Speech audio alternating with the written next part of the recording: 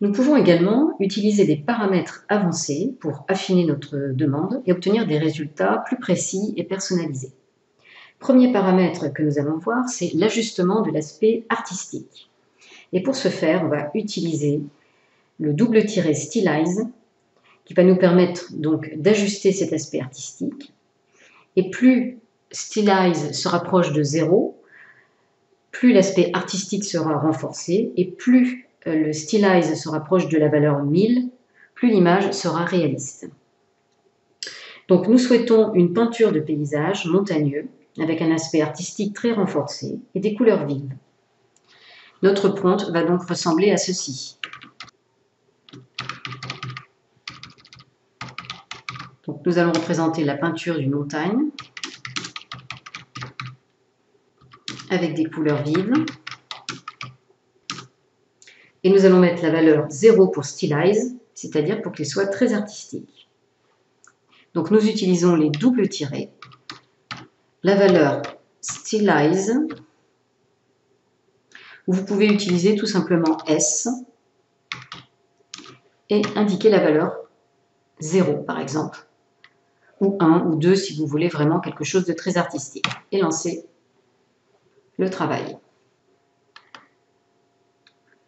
Donc on a vraiment quelque chose, vous voyez, de type très graphiste. Maintenant, je vais réutiliser le même prompt, mais je vais indiquer une valeur de 1000.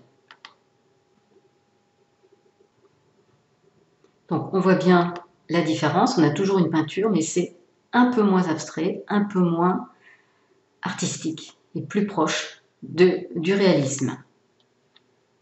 Autre paramètre que nous pouvons utiliser, c'est on va vouloir contrôler les différences entre les propositions d'images. C'est-à-dire qu'on veut soit qu'elles soient similaires, soit que les propositions soient très différentes. Et donc on va utiliser le paramètre double-C pour contrôler ces différences d'images. Alors nous allons réaliser, donc pareil, ça va de 0 à 1000. Donc plus la valeur est proche de 0, plus les images seront similaires, et plus la valeur est proche de 100, plus les images seront différentes. Alors je vais partir sur une valeur de 90, donc avec des propositions très différentes. On va donc représenter une scène sur une plage tropicale avec des palmiers, une eau très claire et un coucher de soleil. On va indiquer les doubles tirets C et la valeur 90. Et on peut constater qu'on a des propositions très différentes les unes des autres.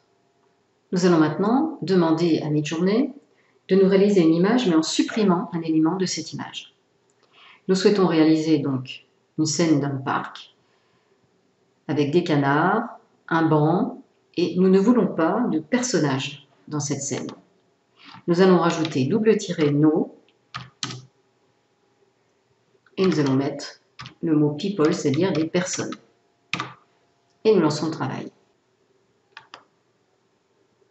Et nous avons bien une représentation donc d'un parc avec des canards, mais sans personnages. Autre paramètre que nous pouvons utiliser, c'est accorder du poids ou non à certains termes dans le prompt. On va donc indiquer des valeurs qui vont nous permettre d'augmenter ou diminuer l'importance des termes. Par exemple, j'ai une scène où il y a des voitures et des immeubles. Eh bien, je veux plus de voitures que d'immeubles, par exemple. Donc, je veux en voir beaucoup plus. Dans ce cas-là, je vais utiliser le paramètre double tréma.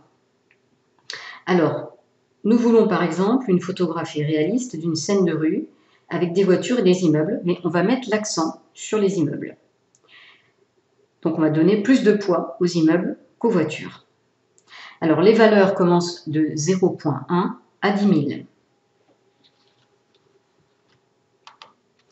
Donc j'ai commencé mon prompt, une photo réaliste d'une rue d'une ville. Et on va simplement mettre ici le mot cars, voiture, en disant double tréma que le poids sera seulement de 2, mais derrière que les bâtiments, les buildings, leur poids sera de 100.